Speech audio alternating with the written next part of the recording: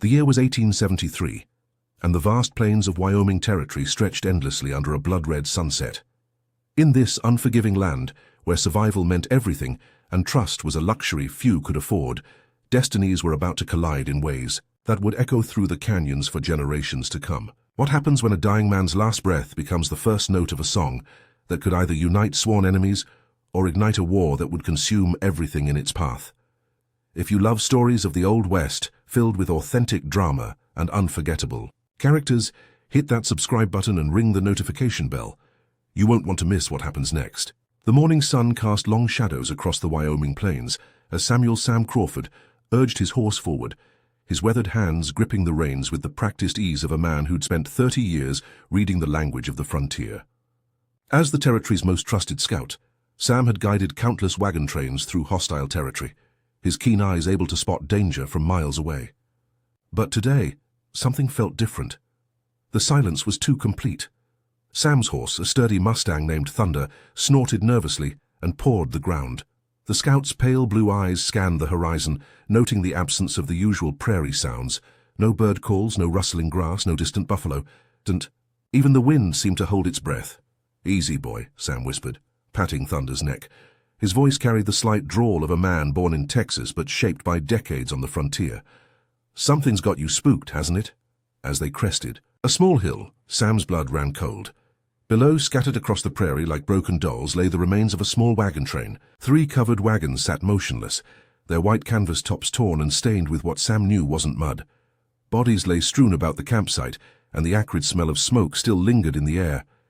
Sam dismounted quickly, his hand instinctively moving to the Colt 45 at his hip. His boots crunched softly on the dry grass as he approached the scene, his trained eye taking in every detail.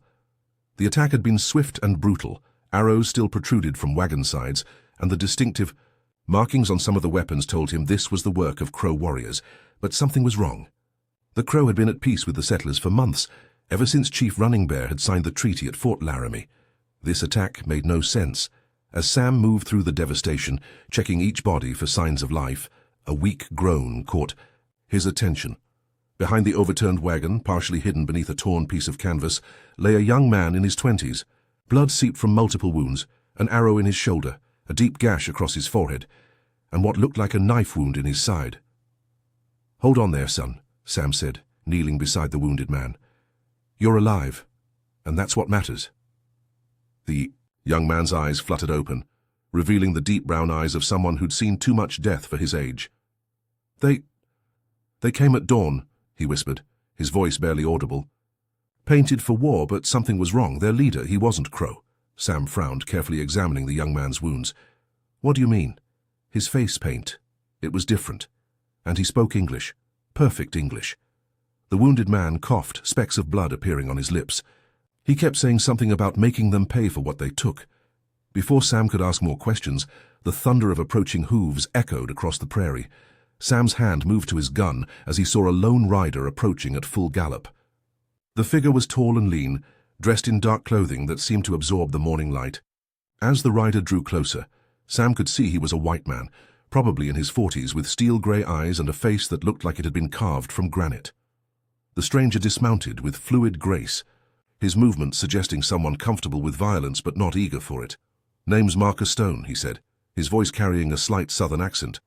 "Saw the smoke from the ridge. Anyone alive?" Sam studied the newcomer carefully. Something about Marcus Stone didn't sit right. His clothes were too clean for a drifter, his horse too well fed, and there was a quality to his eyes that spoke of secrets. "Just this young fellow here. He's hurt bad." Marcus knelt beside the wounded man, his hands moving with surprising gentleness as he examined the injuries. "He needs medical attention fast, or he won't make it to sunset." He looked up at Sam. "There's a trading post about 10 miles north. Old Doc Peterson might be able to help." "Might be?" Sam's voice carried a note of suspicion. "You seem to know this area pretty well for a stranger." Marcus's eyes met Sam's, and for a moment, something flickered in their depths, pain perhaps or regret. "I've been through here before, long time ago." He began tearing strips from his shirt to make bandages. "We can discuss my travel history later. Right now, this boy needs help." As Marcus worked to stabilize the wounded man's injuries, Sam noticed the stranger's hands bore old scars, the kind that came from knife fights and hard living. But there was also a gentleness in his touch, a careful precision that spoke of someone who'd tended wounds before. "What's your name, son?" Marcus asked the wounded man. Billy Morrison. I was supposed to meet my sister in Cheyenne. She's getting married next month." Billy's voice was getting weaker. "Please, someone has to tell her what happened." "You'll tell her yourself," Marcus said firmly, finishing the makeshift bandages. "But we need to move now." As they carefully lifted Billy onto Marcus's horse, Sam couldn't shake the feeling that this stranger's arrival was more than coincidence. "You said you'd been through here before." "When?" Marcus's jaw tightened almost imperceptibly. 5 years ago. I was with a survey team mapping the territory for the railroad." He paused, his eyes distant. "We had some trouble with raiders. Lost. Good men." Sam nodded, but his instincts told him there was more to the story. As they began the journey to the trading post, Billy clinging weakly to consciousness, Sam found himself studying Marcus Stone more carefully. The man rode like someone who'd spent years in the saddle, and his eyes constantly scanned the horizon with the wariness of someone who'd learned that danger could come from any direction. "Those raiders you mentioned," Sam said as they rode. "They wouldn't happen to have been Crow, would they?" Marcus's hands tightened on the reins. "Some were, but they were led by a white man. Called himself Colonel Briggs, though I doubt that was his real name or rank." His voice carried a bitter edge. He had a way of turning tribes against each other, then swooping in to claim whatever he wanted from the chaos. The pieces were starting to come together in Sam's mind. "And you think this Briggs might be behind today's attack?" "I think," Marcus said slowly, "that some ghosts refuse to stay buried." As they rode toward the trading post, none of them noticed the figures watching. From the distant hills, high on a rocky outcrop, 3 Crow warriors sat motionless on their horses, their faces painted for war. But their leader wasn't Crow. He was a white man with cold blue eyes and a scar running from his left ear to the corner of his mouth. Colonel Briggs lowered his spyglass and smiled, expression devoid of warmth. Well, Marcus Stone. I wondered when you'd show your face again." He turned to the Crow warrior beside him. "Red Hawk, it seems our old friend has decided to play hero. How predictable." Red Hawk's face remained impassive, but his dark eyes burned with hatred. "He killed my brother. The debt must be paid." "Oh, it will be," Briggs assured him. "But not yet. Let him lead us to the others first. I want to know who else is involved. Before we make our move." He raised the spyglass again, watching as the 3 riders disappeared over a distant hill. "Besides, revenge is so much sweeter when it's properly seasoned with anticipation." As the sun climbed higher in the Wyoming sky, the stage was set for a confrontation that would test the bonds of honor, the price of vengeance, and the possibility that even the deepest wounds could heal, if the right people were willing to pay the cost. The Peterson trading post sat like a weathered island in the sea of prairie grass, its log walls darkened by years of wind and sun. Smoke rose from the chimney, and the sound of a hammer on anvil rang out from the attached blacksmith shop. As Sam, Marcus, and the barely conscious Billy approached, an elderly man with a white beard emerged from the main building. "Doc Peterson," Sam called out. "We've got a wounded man here, needs attention fast." Doc Peterson, a former army surgeon who'd traded his military commission for the freedom of the frontier, hurried forward. His experienced eyes quickly assessed Billy's condition. "Get him inside. Mary," he called to his daughter, "prepare the eye. Back room and heat some water." As they carried Billy into the trading post, Marcus caught sight of a young woman with auburn hair and intelligent green eyes. Mary Peterson moved with the efficient grace of someone accustomed to helping her father with medical emergencies. She was perhaps 25, with the kind of quiet strength that came from surviving on the frontier. "What happened?" Doc Peterson asked as they laid Billy on a cot in the back room. "Wagon train attack," Sam replied. "Made to look like crow work, but something doesn't add up." Marcus remained silent, but Mary noticed the way his jaw tightened at the mention of the crow as Doc Peterson began examining Billy's wounds. She approached the mysterious stranger. "You've seen this kind of thing before," she said quietly. It wasn't a question. Marcus looked at her, surprised by her directness. "What makes you say that?" "The way you bandaged his wounds, the way you're standing, like you're expecting trouble."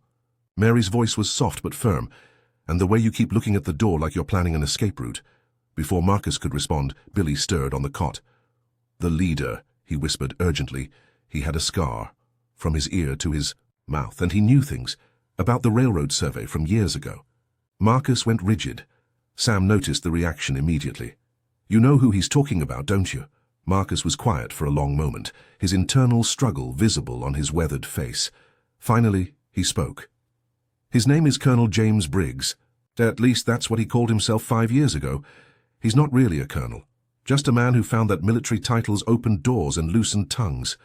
And you know this how? Sam's voice carried the authority of a man accustomed to getting answers. Marcus walked to the window, gazing out at the endless prairie. Because I used to work for him. The silence in the room was deafening. Mary stopped what she was doing, and even Doc Peterson looked up from his patient. I was young and stupid, Marcus continued, his voice heavy with regret. Fresh out of the war, no family, no prospects. Briggs recruited men like me, soldiers with nowhere to go and nothing to lose. He told us we were working for the government, mapping territory and keeping the peace. But that wasn't what you were really doing, Sam said. No. Marcus turned back to face them. We were stealing. Land claims, mineral rights, anything valuable. Briggs would stir up trouble between tribes and settlers, then swoop in during the chaos to claim whatever he wanted. He had contacts in Washington who would legitimize his claims after the fact. Mary stepped forward. What changed? Why did you stop working for him? Marcus's eyes grew distant, and when he spoke, his voice was barely above a whisper. Because I finally saw what we were really doing. There was a Crow village, peaceful people just trying to live their lives. Briggs convinced a group of Lakota, warriors, that the Crow had stolen their horses. The Lakota attacked, and in the confusion, Briggs's men moved in to claim the land. And? Sam prompted. I tried to stop it, warned the Crow chief, a man named Running Bear. But I was too late. The attack had already begun. Marcus's hands clenched into fists.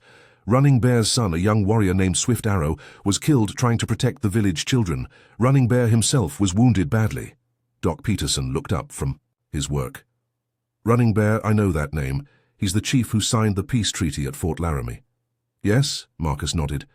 After the attack, I helped get him to safety, tended his wounds. We talked for hours about the senseless violence, about the possibility of peace between our peoples. When he recovered, I told him everything about Briggs and his operation. That was brave, Mary said softly. It was the least I could do. Running Bear could have killed me, probably should have. Instead, he made me promise to help stop Briggs. I've been tracking him ever since, trying to undo the damage I helped cause. Sam studied Marcus carefully. And now he's back. It looks that way. The question is, what does he want this time? Billy stirred again, his eyes focusing with effort. He said something about a railroad, about making them pay for what they took. Marcus frowned. The Union Pacific has been surveying this area for a new branch line. If Briggs is involved... He trailed off, the implications sinking in. He could start a war, Sam finished. Turn the tribes against the railroad, then claim the land rights in the chaos. We have to warn Running Bear, Marcus said. If Briggs is using Crow war paint and weapons, he's trying to frame them for the attacks. The army will retaliate, and innocent people will die. Doc Peterson finished cleaning Billy's wounds and looked up. The boy will live, but he needs rest. As for warning Running Bear, that's easier said than done. The Crow summer camp is 3 days' ride north, and it's in disputed territory. The army has patrols all through that area. I know a way, Marcus said quietly. There's an old hunting trail through the Badlands. Dangerous, but it cuts the travel time in half. Sam stood up, his decision made. Then we go. Tonight. We. Marcus raised an eyebrow. You think I'm letting you ride into Crow territory alone?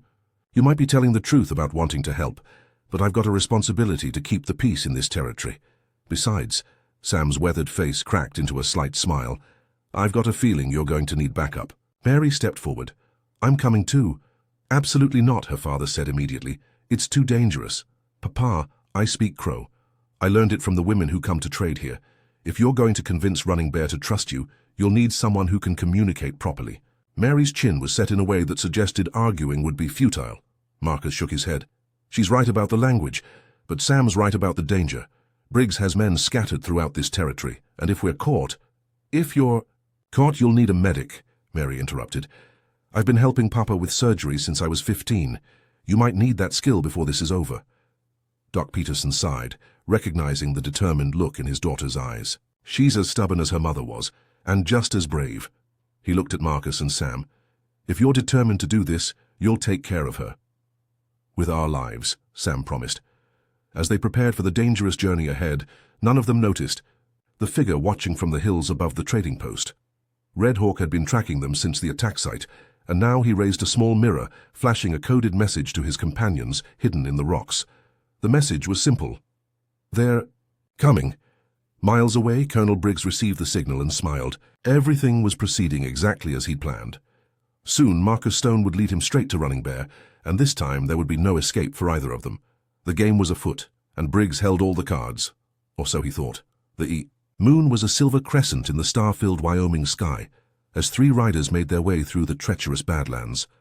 Marcus led the way, his intimate knowledge of the terrain guiding them through narrow canyons and around hidden pitfalls that could cripple a horse or break a rider's neck.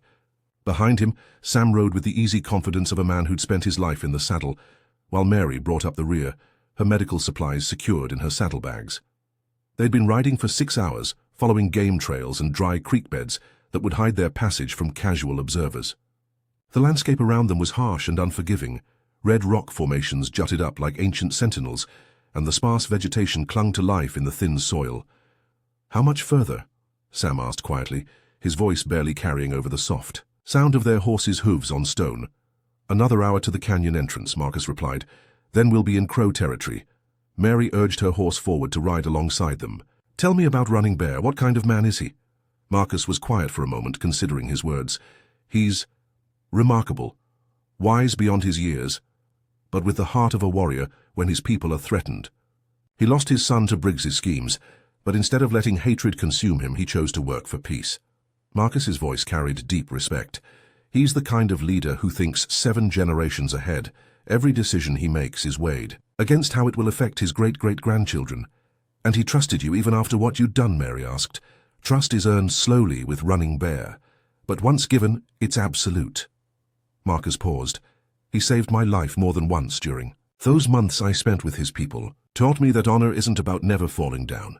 It's about what you do when you get back up." As they entered a narrow canyon, the walls rising high on either side, Sam's instincts began to prickle. "Something's not right," he murmured, his hand moving instinctively toward his weapon. Marcus felt it too, that peculiar silence that meant they were being watched. "We're not alone." The attack came without warning. Arrows whistled down from the canyon walls, and the sound of war cries echoed off the stone. But these weren't random shots. They were precisely aimed to miss, to herd the riders toward a specific point in the canyon. "It's a trap," Sam shouted, spurring his horse forward. They galloped through the canyon, more arrows falling around them like deadly rain. Marcus's mind raced as he tried to understand the pattern of the attack. The shots were too precise, too controlled. Someone wanted them alive. As they burst out of the canyon into a small valley, they found themselves surrounded. A dozen Crow warriors sat motionless on their horses, forming a perfect circle around them. But at their head was a figure that made Marcus's blood run cold. Colonel James Briggs sat astride a magnificent black stallion, his scarred face twisted into a cold smile. He was exactly as Marcus remembered, tall, lean, with the kind of predatory grace that made even hardened men nervous. The scar that ran from his ear to his mouth was more pronounced now, a white line against his weathered skin. "Marcus Stone," Briggs said, his voice carrying easily across the valley. "You always were predictable. I knew if I stirred up enough trouble, you'd come running to warn your precious Crow friends." "Briggs." Marcus's voice was steady, but Mary could see the tension in his shoulders. "Still hiding behind other men's courage, I see." Briggs laughed, a sound devoid of warmth. "Oh, these aren't my men, Marcus. Well, not exactly." He gestured to the Crow warriors surrounding them. "Meet Red Hawk and his followers. They have their own reasons for wanting you dead." One of the warriors urged his horse forward. Red Hawk was a man in his 30s, with the lean build of a natural fighter and eyes that burned with hatred. "You killed my brother," he said, his English heavily accented but clear. "Swift Arrow died because of your betrayal." Marcus felt the weight of old guilt settle on his shoulders. "I tried to warn the village. I was too late." "Your warning came after you had already told this snake where to find us," Red Hawk spat, gesturing at Briggs. "Swift Arrow died protecting children from an attack you made possible." "That's not how it happened," Marcus said firmly. "I was trying to stop—" "Enough," Briggs interrupted. "We can debate ancient history later. Right now I have a proposition for you, Marcus." Sam had been quietly assessing their situation, counting enemies and escape routes. The odds weren't good. They were outnumbered 4-1, and the Crow warriors were positioned to cut off any retreat. "I'm listening," Marcus said carefully. "It's simple. You're going to help me finish what we started 5 years ago."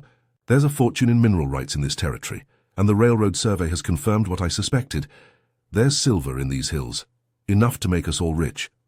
And if I refuse? Briggs's smile widened. Then Red Hawk gets his revenge. Your friends die, and I find another way to get what I want. But it will be messier, and a lot more people will suffer. Mary spoke up for the first time. You're talking about starting a war. I'm talking about taking what's rightfully mine, Briggs replied. This land was meant for civilized people, not savages living in the past. Red Hawk's face darkened at the insult, but he remained silent. Marcus noticed the tension between the two men and filed it away for later use. What exactly are you proposing? Marcus asked. Simple. You help me convince Running Bear to attack the railroad survey team. When the army retaliates, I'll be there. To broker a peace deal. For a substantial fee, of course. In the chaos, certain land claims will change hands and everyone gets what they want. Except the people who die in your manufactured war, Sam said grimly. Casualties of progress, Briggs shrugged. The strong survive, the weak perish. It's the natural order. Marcus looked around at the circle of warriors, his mind working furiously. He needed to buy time to find a weakness in Briggs's plan. And what makes you think Running Bear will listen to me? For all you know, he'll kill me on sight. Because, Briggs said, producing a small leather pouch from his saddlebag, you're going to give him this. He tossed the pouch to Marcus, who caught it and looked inside. His face went pale. The pouch contained a scalp, a child's scalp with distinctive beadwork that Marcus recognized. That belonged to Running Bear's grandson, Briggs said casually. Little boy named Bright Feather. He was visiting relatives in a Lakota village when my men... Well, let's just say the Lakota won't be bothering anyone anymore. Red Hawk's horse shifted nervously as its rider's hands tightened on his weapon. Even he seemed disturbed by Briggs's casual cruelty. You're a monster, Mary whispered. I'm a businessman, Briggs corrected, and business is about to be very good. You see, Marcus, when you show Running Bear that pouch and tell him the Lakota killed his grandson, he'll be ready for war. All you have to do is point him in the right direction. Marcus stared at the pouch in his hands, his mind reeling. He'd known Bright Feather, a laughing, curious boy of 8 who'd followed Marcus around the village, asking endless questions about the white man's world. The thought of that innocent child's life being snuffed out for Briggs's greed made his stomach turn. And if I refuse, Marcus asked quietly, then I'll tell Running Bear that you killed the boy yourself. I have witnesses who will swear they saw you in the Lakota village. Briggs's smile was triumphant. Either way, you're going to help me get what I want. As the standoff continued in the moonlit valley, none of them noticed the figure moving silently through the rocks above. Running Bear himself had been tracking the disturbance in his territory, and what he'd heard had filled him with a cold rage that burned hotter than any fire. The old chief had lost much in his life, his son, his grandson, and now his faith in the possibility of peace. But he'd also learned that sometimes the only way to stop a monster was to become something even more dangerous. The final confrontation was about to begin, and this time there would be no escape for Colonel James Briggs. Running Bear moved through the rocks above the valley like a ghost, his weathered face a mask of controlled fury. At 62, the Crow Chief was still a formidable warrior, his body lean and strong from a lifetime of survival on the plains. He'd been tracking the disturbance in his territory for hours, following the signs that spoke to him as clearly as words on a page. Now, crouched behind a boulder overlooking the confrontation below, he listened to Colonel Briggs's words with growing rage. The pouch containing his grandson's scalp, the casual admission of murder, the plan to use his people's grief as a weapon, it all confirmed what Running Bear had suspected for years. But it was Marcus Stone's presence that gave him pause. The white man who'd tried to warn his village 5 years ago, who'd helped tend Running Bear's wounds and spoken of peace with genuine conviction. What was his role in this new betrayal? In the valley below, Marcus stared at the pouch in his hands, his mind racing through possibilities. He could feel Sam and Mary watching him, waiting to see what choice he would make. The weight of past failures pressed down on him like a physical burden. Time's running out, Marcus, Briggs said, his voice carrying a note of impatience. What's it going to be? Marcus looked up, his steel-gray eyes meeting Briggs's cold blue ones. You want to know what I choose? He slowly stood in his stirrups, his voice carrying across the valley. I choose to tell the truth. Before anyone could react, Marcus threw back his head and called out in the Crow language, his pronunciation careful but clear. Running Bear. I know you're out there. This man lies. He killed Bright Feather. He killed Swift Arrow. He is the enemy of all our peoples. Briggs's face contorted with rage. You fool! You've just signed your death warrant. Red Hawk raised his rifle, but before he could fire, a new voice echoed across the valley, deep, resonant, and filled with authority. "Lower your weapons." Running Bear emerged from the rocks, moving with the fluid grace of a natural leader. He was tall for a crow, with silver-streaked hair braided with eagle feathers and a face that spoke of wisdom earned through suffering. His presence seemed to fill the valley, and even Briggs's horse shifted nervously.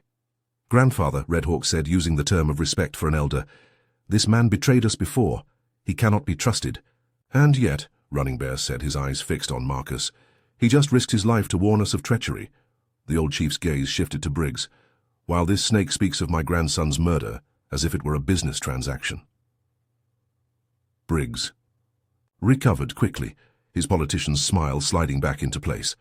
"Chief Running Bear, I was hoping we could discuss this like civilized men." "Civilized?" Running Bear's voice was deadly quiet. "You speak of civilization while wearing the blood of children on your hands. Now see here," Briggs began, but Running Bear cut him off with a gesture. "I have been watching. I have been listening.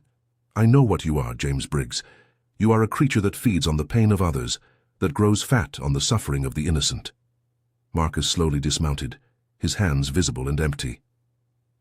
"Running Bear, I know I have no right to ask for your trust again, but these people," he gestured to Sam and Mary, "they're innocent. They came here to help." The old chief studied Marcus for a long moment. "You carry guilt like a stone in your heart, Marcus Stone, but guilt can be a teacher if we let it." He looked at the pouch still clutched in Marcus's hand. "My grandson was visiting his mother's people when this man's killers came. The Lakota village was burned, the people scattered. Bright Feather died trying to protect the other children." Mary felt tears sting her eyes at the quiet pain in the chief's voice. Sam's hand moved closer to his weapon, reading the tension in the air. "But here is what this snake does not know," Running Bear continued, his voice growing stronger. "Bright Feather was not my only grandson. His brother, Little Wolf, escaped the massacre. He brought word of what really happened. How white men, with painted faces, attacked in the night, how they spoke English to each other while they killed." Briggs's confident expression began to crack. "That's impossible. There were no survivors. You underestimate the courage of children and the wisdom of those who know how to hide." Running Bear's smile was sharp as a blade. "Little Wolf saw your face, James Briggs. He described your scar, your voice, your black horse. He is safe now. Far from here, but his testimony lives." Red Hawk looked between his chief and Briggs, confusion and growing anger warring on his face. "Grandfather, if this is true—" "It is true," Running Bear said firmly. "This man has used our grief, our anger, our desire for justice as weapons against us. He turned us into tools for his greed." Briggs's mask finally slipped completely, revealing the cold calculation beneath. "It doesn't matter what you know, old man. You're outnumbered, and my men control the high ground. Your men." Running Bear looked around at the Crow warriors surrounding them. "Red Hawk, do you serve this man, or do you serve your people?" Red Hawk's face was a study in internal conflict. The hatred he'd carried for Marcus Stone warred with the growing realization that he'd been manipulated, used as a pawn in Briggs's game. Red Hawk began, then stopped. His eyes found Marcus. "You really tried to warn us?" Marcus nodded. "I was too late. I'll carry that failure for the rest of my life. But I swear to you, I never wanted Swift Arrow to die." "My brother was a warrior," Red Hawk said slowly. "He knew the risks. But this man," he gestured at Briggs, "he dishonors my brother's memory by using his death for profit." One by one, the Crow warriors began lowering their weapons. Briggs looked around frantically as his carefully constructed alliance crumbled. "You're making a mistake," he snarled. "I can make you all rich. The silver in these hills will remain in the earth where the spirits placed it," Running Bear said calmly.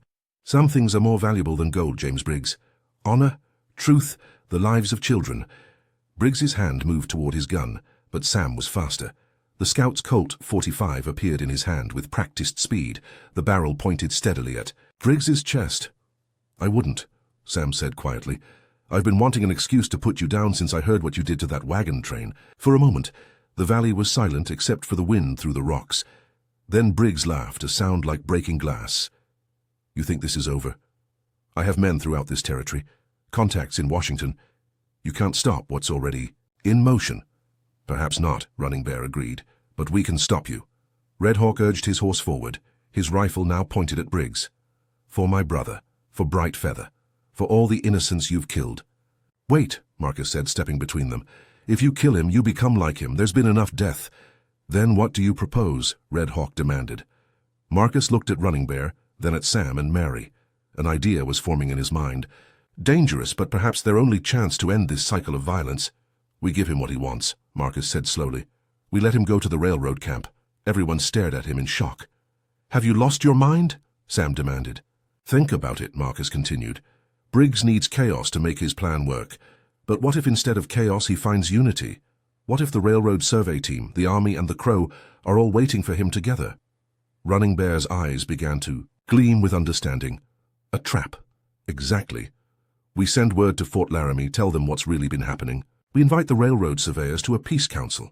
And when Briggs shows up expecting to start a war, he finds peace instead, Mary finished, her voice filled with admiration for the plan's elegance. Briggs's face had gone pale. You can't prove anything. It's your word against mine. Actually, Sam said with a grim smile, we have Billy Morrison's testimony about the wagon train attack. And now we have Little Wolf's account of the Lakota massacre, plus whatever evidence we can find at your camps. And, Running Bear added, we have Red Hawk and his warriors, who can testify to your attempts to manipulate them into starting a war. Briggs looked around desperately, but he was surrounded by enemies and former allies who now saw him for what he truly was. So, here's what's going to happen, Marcus said, his voice carrying the authority of a man who'd found his purpose. You're going to ride to Fort Laramie with us. You're going to confess to everything. The wagon train attack, the Lakota massacre, your plans to steal the mineral rights, and you're going to spend the rest of your life in prison thinking about all the innocent people who died for your greed. And if I refuse? Running Bear's smile was cold as winter wind. Then I will let Red Hawk have his justice, and I will tell my people that the white man's law means nothing, that only blood can answer blood. Briggs stared into the old chief's eyes and saw his own death reflected there. Slowly he raised his hands in surrender. It seems, he said bitterly, that I have no choice. As the sun began to rise over the Wyoming plains, painting the sky in shades of gold and crimson, the unlikely alliance prepared for the journey to Fort Laramie. Marcus Stone had found his redemption, Running Bear had found justice for his grandson, and Red Hawk had learned that true honor sometimes meant choosing mercy over vengeance. The railroad would come to Wyoming Territory, but it would come in peace negotiated fairly between peoples who had learned to trust each other. And in the years that followed, when travelers passed through the valley where the confrontation had taken place, they would hear stories of the day when enemies became allies, and the courage of a few good people changed the course of history. Colonel James Briggs would spend the rest of his life in the territorial prison, his dreams of wealth and power reduced to memories and regret. But the bonds forged in that moonlit valley would endure for generations, a testament to the truth that honor once lost can be reclaimed, and that the greatest victories are won not through violence, but through the courage to choose what is right over what is easy. The frontier was changing, but some things, courage, honor, and the willingness to stand up for the innocent, would always remain the same. 6 months later, the Wyoming Territory had seen the establishment of the first Integrated Peace Council, where Crow representatives worked alongside territorial officials and railroad planners to ensure fair development of the land. Marcus Stone was appointed as the official liaison between the tribes and the territorial government, a position he held with honor for the rest of his life. Running Bear lived to see his great-grandchildren grow up in a world where Crow and white children played together, where the old hatreds had given way to mutual respect and understanding. Red Hawk became one of the most respected peace chiefs in the territory, his wisdom sought by leaders from many tribes. Sam Crawford continued his work as a territorial scout, but now his job included protecting the peace rather than just watching for war. Mary Peterson married a young doctor who came west with the railroad, and together they established the first hospital in the territory that treated all people equally, regardless of race. And Billy Morrison? He recovered fully from his wounds and made it to his sister's wedding, where he told the story of the mysterious stranger who saved his life and helped bring peace to the frontier. The silver remained in the hills, waiting for a time when it could be extracted without bloodshed, when progress and preservation could walk hand in hand across the endless plains of the American West. If this story of redemption, honor, and unlikely alliances touched your heart, don't forget to subscribe to our channel and hit that notification bell. Share this tale with friends who love authentic Western stories, and let us know in the comments which character's journey resonated most with you. The frontier may be gone, but the lessons of courage and choosing what's right over what's easy remain as relevant today as they were in 1873. Until our next adventure together, keep riding toward the sunset.